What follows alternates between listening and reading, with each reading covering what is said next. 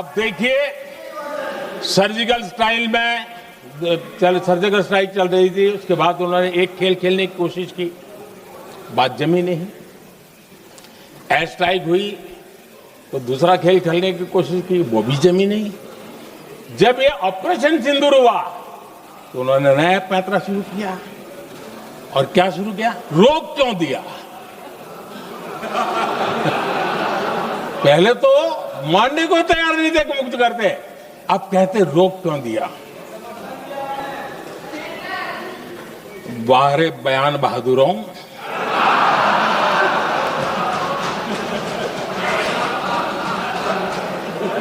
आपको विरोध का कोई न कोई बहाना चाहिए।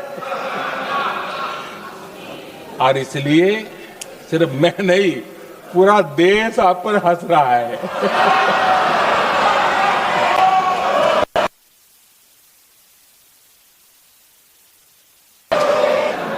आदरणीय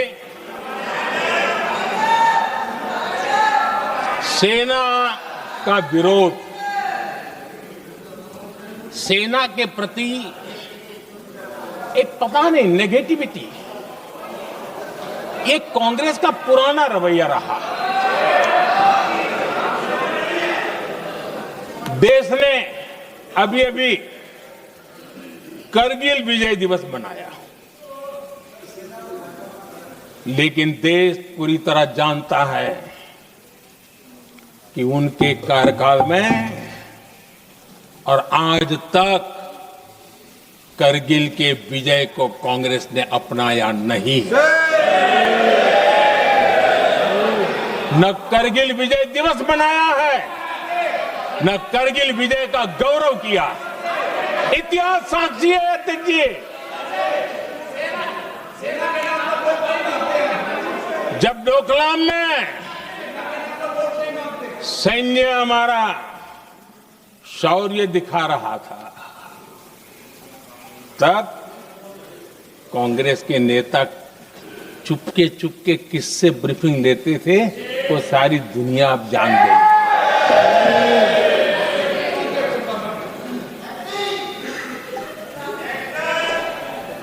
आप निकाल दीजिए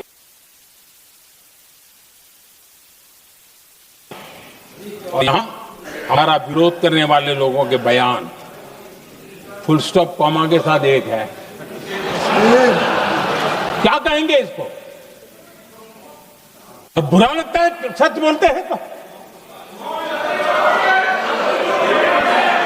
पाकिस्तान के साथ सुर में सुर मिला दिया जाता है। आदरणीय अध्यक्ष जी, देश हैरान है, कांग्रेस ने पाकिस्तान को क्लीन चिट दे दी है।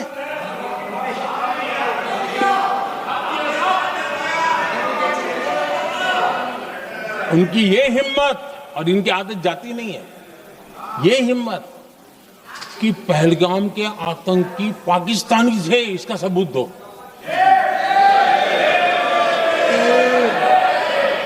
क्या कह रहे हो तुम लोग? तो कौन सा तरीका है? और यही मांग पाकिस्तान कर रहा है जो कांग्रेस कर रही है। और आदरणीय अध्यक्ष जी, आज जब सबूतों की कोई कमी नहीं है, सब कुछ आंखों के सामने दिखता है, तब ये हालत है। अगर ये सबूत ना होते तो क्या करते ये लोग, आप बताइए। आदरणीय अध्यक्ष जी,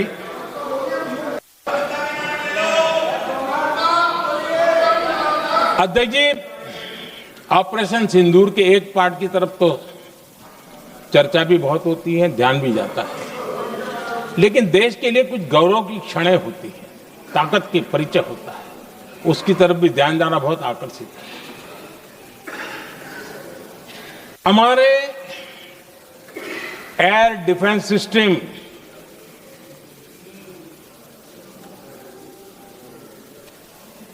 दुनिया में इसकी चर्चा है। हमारे एयर डिफेंस सिस्टम ने पाकिस्तान की मिसाइल और ड्रोन्स उसको तिनके की तरफ बिखेर दिया था।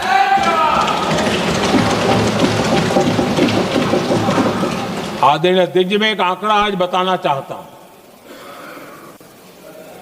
पूरा देश गर्व से भर जाएगा। कुछ लोगों का क्या होगा मैं नहीं जानता। पूरा देश गर्व से भर जाएगा। 9 मई को पाकिस्तान ने करीब 1000 मिसाइलों और आर्म्ड ड्रोन्स के भारत पर बहुत बड़ा हमला करने की कोशिश की। 1000 ये मिसाइलें भारत के किसी भी हिस्से पर गिरती तो वहां भयंकर तबाही मचती। लेकिन 1000 मिसाइल्स और ड्रोन्स को भारत ने आसमान में ही चूर चूर कर दिया।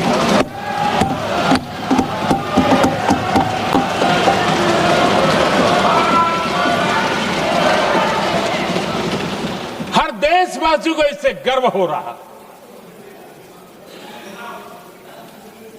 लेकिन जैसे कांग्रेस के लोग इंतजार कर रहे थे, कुछ तो गड़बड़ होगी यार, मोदी मरेगा, कहीं तो फंसेगा।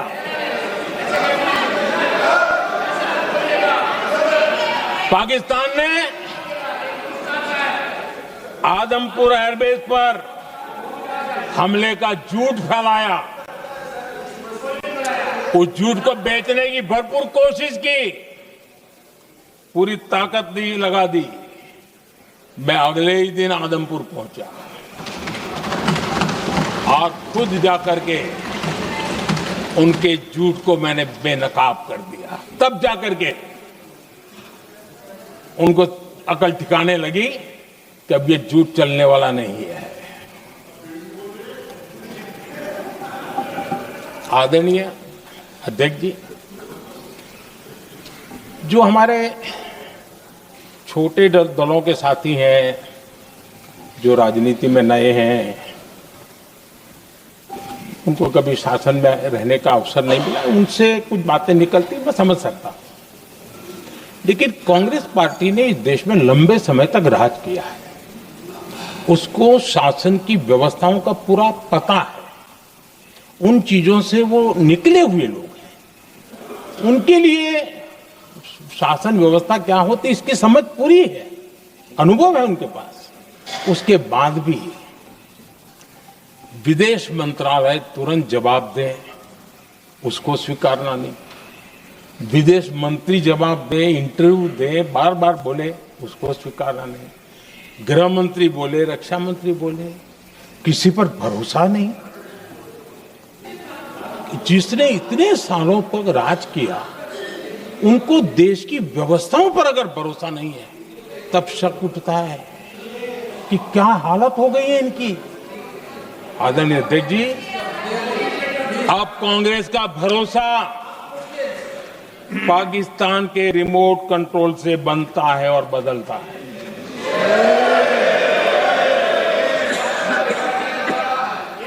आदरणीय अध्यक्ष जी, एक बिल्कुल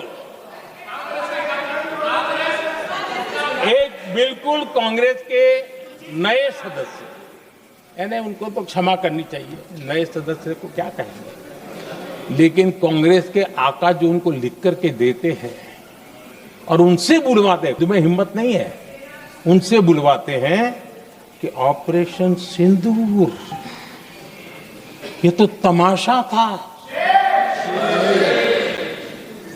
ये आतंकवादियों ने जिन 26 लोगों को मौत के घाट उतारा था ना, उस भयंकर क्रूर घटना पर ये तेजाब छिड़कने वाला पाप है।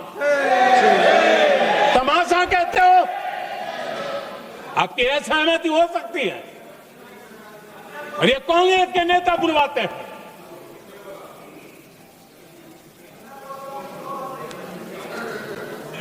आदरणीय अध्यक्ष जी,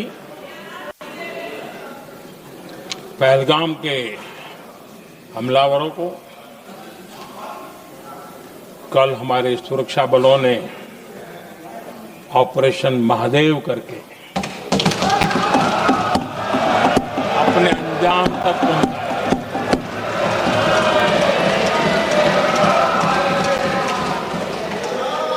लेकिन मैं हैरान हूं कि यहां ठहाके लगा के पूछा गया कि आखिर ये कल ही क्यों हुआ।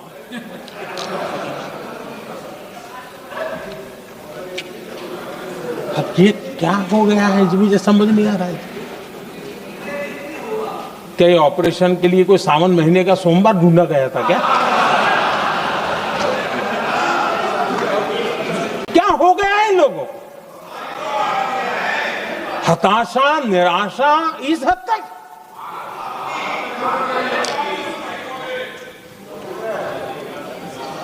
और देखिए मजा, पिछले कई सप्ताह से हाँ ऑपरेशन सिंदूर हो गया तो ठीक है, पहलगाम के आतंकियों का क्या हुआ, पहलगाम के आतंकियों का।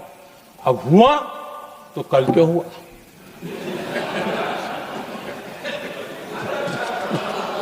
और कल ही क्यों हुआ? क्या हाल है अध्यक्ष जी का। आदरणीय अध्यक्ष जी,